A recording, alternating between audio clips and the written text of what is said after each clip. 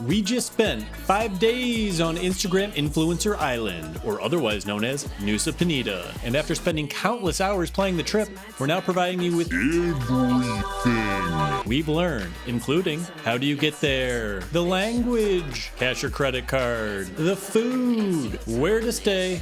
I mean, really, we didn't just climb down 500 steps to this beach just for the likes, did we?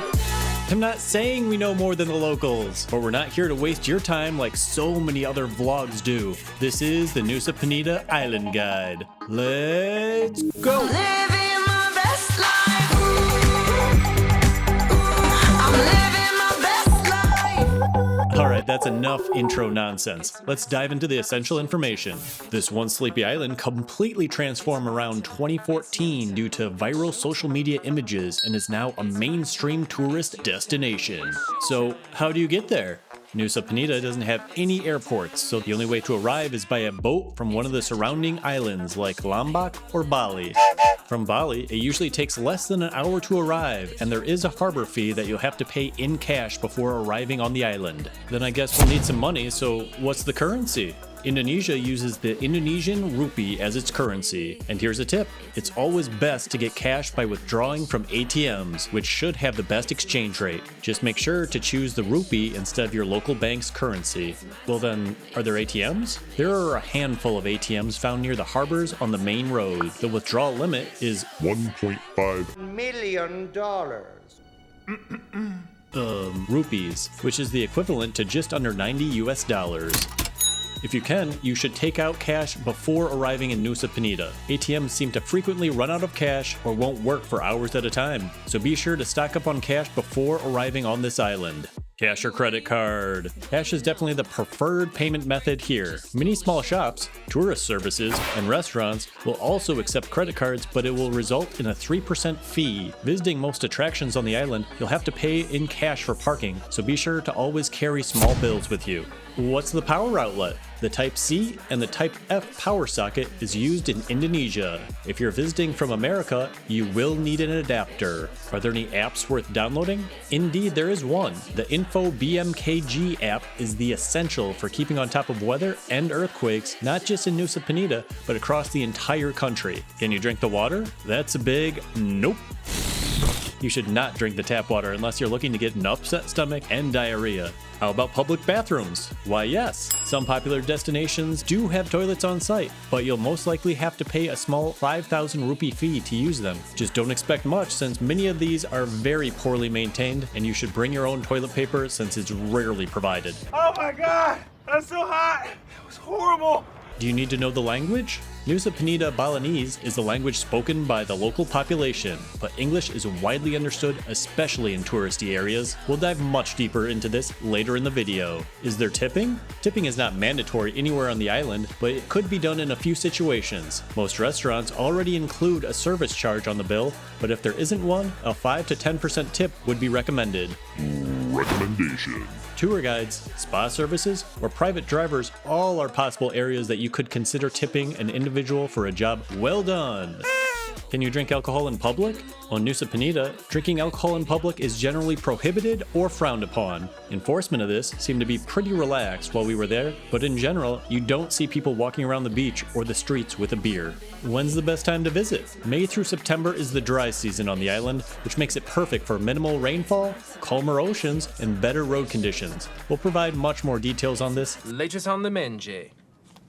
Now let's get to the real excitement. Visas. If you're from Europe, North, or South America, a visa on arrival or an e-visa will most likely be required. Our recommendation is to apply for an e-visa before arriving to skip the immigration lines. And you'll be able to stay in the country for up to 30 days, with the option to add an extra 30 days on top of that. What are the prices like? In general, we found the prices on the island to be Inexpensive. coming in at around 15 to 30% less expensive compared to Bali. This would include accommodations, scooter rentals, day trips, food, and drinks. Compared to Western prices, you can expect everything to be Inexpensive.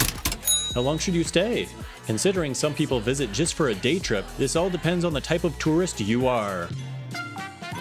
If you're just looking to grab a bunch of sweet Instagram photos and videos, 1 to 2 days should be plenty. If you're actually looking to see the island, you should consider a bare minimum of 3 days. And of course, if you're looking to take in all of what this island has to offer, 6 days would be our recommendation. Do you need to wear anything special? For the most part, you do not need to wear something special while on Nusa Penida, but there are 2 exceptions to this. First, when you're visiting a temple or religious site, you'll be required to wear something over your legs and shoulders. And second, if you're planning to walk down any of those giant cliffs, you should probably consider wearing some shoes instead of sandals, unless of course, you like living dangerously. Life, finds a way. Is it safe? In general, the island is very safe, and locals are known for their kindness and hospitality to visitors. With that said, the 3 biggest safety concerns are grounding, traveling on a road by scooter, or not paying attention and falling off a cliff. Life, finds a way. The waves at some of these beaches can be gigantic. It might be hard to tell, but if you look really closely here, this is the height of the wave, and here is a person.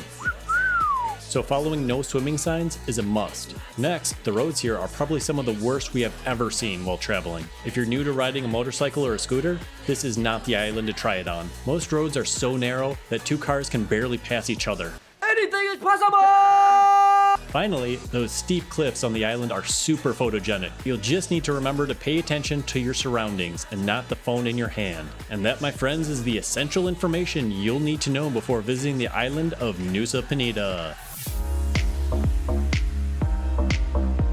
Located next to 2 large tourist islands, Bali and Lombok, Nusa Penida is a pretty easy island to get to. The way to arrive is by a fast boat or ferry. There are many different boat companies that run multiple times a day to the 3 different piers found on the island. The main pier is Banjar Nayu Harbor, which is our recommended entry point. This area provides the most options for restaurants, hotels, tours, taxis, and scooter rentals on the island, which makes it a great place for your accommodations. So now that you've arrived, getting around the island will be an adventure to say the least. Oh my god! Oh, I'm going to die! You'll find all roads are very narrow with potholes everywhere. And once you make it to the beach or attraction you're going to, the dangerous road turns into an even more dangerous gravel road. Video not provided. A few times we actually had to turn around to find a different way since it looked impossible to drive on a scooter. Anything is possible! My point here is road conditions should not be taken lightly. If you easily get sick in a car, take something before. If you have very little motorcycle experience, don't rent one here. Anyways, getting around Nusa Penida, you can easily hire a taxi driver for the day. Rideshare apps like Grab currently do not exist on the island, so just make sure to agree with the taxi driver on the price and the destination before getting into the vehicle. And here's a tip. You'll find much cheaper prices for a ride if you're walking around the main road instead of by the pier. The other option, and what we chose, was to rent scooters. You'll find no shortage of people trying to rent you one by the pier or on the main road. Just remember the 3 rules. Always haggle on price. The more days you rent for, the cheaper the price you'll pay per day. And 3, Don't touch anything. wait, no, that wasn't it. Make sure to always ask for a helmet with the scooter. When to go? We have 2 big takeaways on when you should visit Nusa Penida. First, if you're staying on the island, you'll want to be up and out the door by sunrise, or by 8 a.m. at the latest. The giant crowds of tourists will start arriving around 9 a.m. from Bali. Life, finds a way. This way you'll be able to enjoy driving on the empty roads, and you'll have the attractions almost all to yourself before they show up. Once 9 a.m. hits, all bets are off until 3 p.m., when the taxis and tourists have to start heading back to the pier and the island empties out again. Now that you know what time of day to go, the best time of the year to visit is during the dry season, which lasts from May through September. The only issue with this is that everyone else also knows this, and they also want that perfect Instagram shot during the dry season. So visiting in either April or October can significantly help avoid crowds. If at all possible, you should avoid visiting during November through January, as this is when the heaviest rain occurs, temperatures will be the highest, humidity will be the highest, Oh my god! That's so hot! and because of this, the road conditions get even worse or possibly unusable. Oh, I'm going to die! Must sees. This is our required list for anyone looking to visit Nusa Penida, especially if you only have a day to do it. First up, you'll find this literally on every person's list: Kelingking Beach, or otherwise known as the T-Rex Cliff. The first time walking up to this viewpoint's edge, it feels like you're on top of a mountain. The sheer size difference of things is hard to get your mind to wrap around it. Yep, that little speck right there, that's a person. Hiking down to the beach from here is a bit of an adventure and a time commitment. You may feel like anything is possible right when you arrive, but those paved stairs almost immediately turn into quick vertical descents on uneven rock. You should also plan to bring more than enough water and snacks with you since there's no real shops that exist down there. Just remember, you'll be very hot, very sweaty, and you'll also have to do this in reverse going up. Oh my God!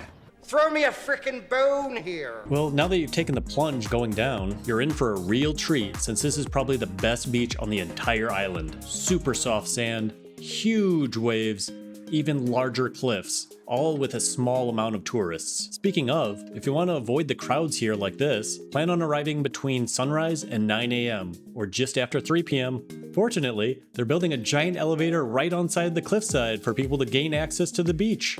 Unfortunately, it's actually a huge eyesore and takes away from the cliff's natural beauty. But fortunately, the construction is currently suspended due to safety concerns and how close it is to the cliff. Unfortunately, who knows how long this suspension will last. It's like a roller coaster ride of emotion in here. The next few must-sees are all close to one another, and they all include lots of Stairs. the first being Rumah Pohon, or otherwise known as the Treehouse. To access it, you'll have to climb down quite a few stairs while enjoying more steep cliffside views. Everything here screams Tourism. The top has a spot that'll sell you water, but it makes it seem like you need a ticket to enter. Then every viewpoint along the way where you'd want to take photos, you'll have to pay. And then to get photos of the treehouse itself, you'll have to pay. Now the cliff views from here, you can actually see our next spot, Diamond Beach. The spot is named after this large rock formation that is in the shape of a Anyone? Anyone? Throw me a frickin' diamond. The stunning white sand beach has striking turquoise water along its dramatic limestone cliffs. Of course, this wouldn't be a beach destination without the ability to pay extra for those premium photo spots, giant swings, or even a zip line. Next on our list is right next door, Atuh Beach, which gives a completely different vibe. It's again surrounded by these towering cliffs that you'll have access to plenty of sunbeds with multiple vendors selling food and drinks, as well as a unique Hindu temple found behind the vendors. Spending some time here just to relax or take a dip and go snorkeling. Now just remember, all these Instagrammable spots have a bunch of different influencers doing the exact same Instagram thing. In fact, this list might be exactly what another influencer has already recommended. Recommend. But having said that, our actual top recommendation is just to rent a scooter and traveling all over the island. Nusa Penida has a large amount of culture mixed in with constant picturesque views. Finding smaller or lesser known beaches and cliffs like this one means you can get to a beach and have it completely to yourself, or pulling over to grab lunch at a random restaurant and having these amazing views, all while being the only customers. Unfortunately, recording video on our bike rides would be... But take it from us, you should dedicate some time to do non-touristy things. The language. The official language of Indonesia is Indonesian. But here, locals speak mostly Nusa Penida Balinese, or otherwise known as Bahasa Nosa. The majority of people you're most likely to interact with will be multilingual and also knowing Indonesian and some English. If all else fails, using hand gestures or charades to communicate never fails. What you just said is one of the most insanely idiotic things I have ever heard. As per usual, knowing a handful of words and phrases ahead of time is recommended to immerse yourself further into the culture. Where to stay. There's really only one area you should consider staying in while in Nusa Penida, and that is Toyapakeh. It has a ton of advantages, not the least of which, the main pier is right in the town. The town also has a wide range of restaurants, shops, tourism services, and accommodations at every price point. This is especially important if you plan on exploring all of what this island has to offer. At night, many restaurants in the area come alive with live music. I guess of course you could always choose to get away from it all and find a peaceful hotel at a random picturesque viewpoint over the ocean. What you just said. This would not be our recommendation. The attractions. Here are a handful of attractions that are available that may or may not be worth your time to check out. Broken Beach. This has a large circular archway that connects the ocean to this lagoon, and it was formed over millions of years. Angel's Billabong. This is a small natural infinity pool formed by the volcanic rock erosion. You are no longer be able to swim here. Snorkeling Is a very popular activity here with the clear water, vibrant coral reefs, and diverse amount of fish including sea turtles and manta rays. Boat tours can easily be booked in town, and speaking of snorkeling, Crystal Bay has a nice reef that is accessible right from the beach, or just sit back, relax, and enjoy the perfect Instagrammable sunset. Teletubby Hill. These are a bunch of small hills next to each other, but you'll only really be able to see it if you have a drone. The food. The food scene in Nusa Penida is very similar to Bali's, the highlight being fresh seafood. If you're staying in Toyapakeh, you'll find a whole host of different restaurants to choose from, with many offering international dishes and Western favorites. We don't have any specific food dishes that you 100% should try, but just going in with an open mind and trying new foods at every meal works for us every time. Oh my god! That's so hot! And that, my friends, is the Nusa Penida Island Guide. Now why not go ahead and click that old dusty subscription button, won't you? Throw me a frickin' bone here.